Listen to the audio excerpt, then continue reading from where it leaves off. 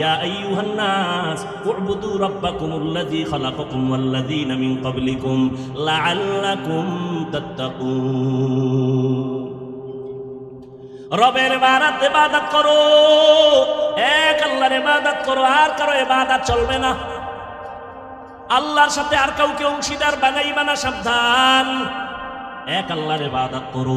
আমার নবী এই দাওয়াত দেয়, আবার বলে রহমানের ইবাদত করো। মুশরিকরা হুদা লাগে না, তারপরে নবীর প্রশ্ন পেঁচায় পেঁচায় নবীরে আটকাইতে চায়, কিন্তু আমার আল্লাহ আমার নবীর ইজ্জতের হেফাজতের জিম্মাদারি নিয়েছেন, কেউ তার অসম্মান করতে পারবে না। মুশরিকরা বারবার প্রশ্ন করে, তুমি একবার বলো এক আল্লাহর ইবাদত করব, আবার বলো রহমানের ইবাদত করব, তাহলে কি ইবাদত দুইজনে পাবে?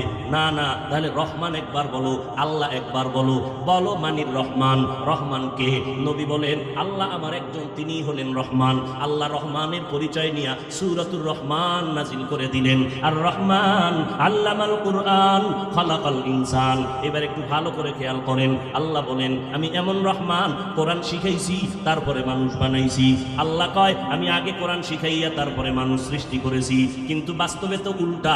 আমরা দুনিয়াতে আগে আসি, তারপরে আমরা মাদ্রাসায় লেখাপড়া করে কোরআন শিখছি। আমাদের দুনিয়াতে জন্ম আগে, সৃষ্টি আগে, কোরআন শিক্ষা পরে। আল্লাহ কয় না না, আমি আগে কোরআন শিখাইছি পরে মানুষ বানাইছি। আল্লাহ কেন উল্টা বললেন?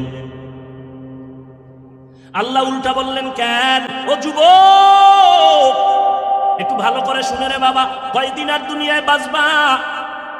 আল্লাহর কালাম আমাদের পুঁজি। সারা দুনিয়াতে ১,৫০০ বছর হয়ে গেল, এই কোরআনের একটা ভুল কেউ বের করতে পারলো না। অপচেষ্টা করেছিল বহু বেঈমানেরা, না পারিয়া অনেক বিধর্মী কালেমা পড়ে মুসলমান হয়ে গেল। কিন্তু দুঃখ, বিধর্মীরা আল্লাহর কোরআন দেখে মুসলমান হয়, আর আমার দেশের মুসলমান নবীর উম্মত দাবি করিয়া বেঈমানের পা চাটা গোলামি করে।